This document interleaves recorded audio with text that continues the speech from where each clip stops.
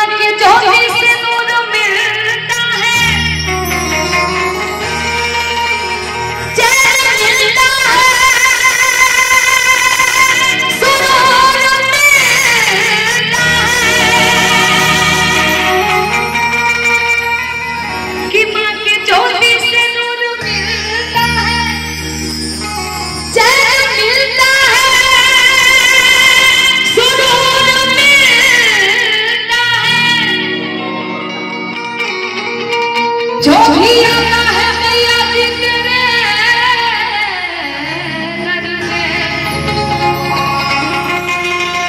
उससे कुछ ना कुछ तो जरूर मिलता है।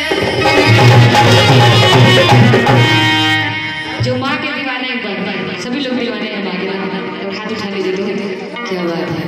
बोल सच्चे दरबार की, माँ के दरबार में हाजिर लगाएंगे सभी लोग मिलके, है ना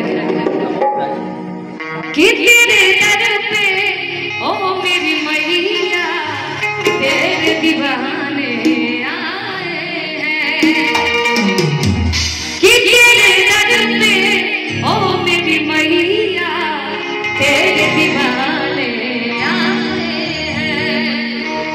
तेरे दर पे ओ मेरी मैया तेरे दीवाने आए हैं। भर दे झोली मैया भोली, भर दे झोली मैया भोली, बिगड़ी बनाने आए हैं। मैं सभी लोग मेरे साथ गाएंगे कि भर दे झोली मैया।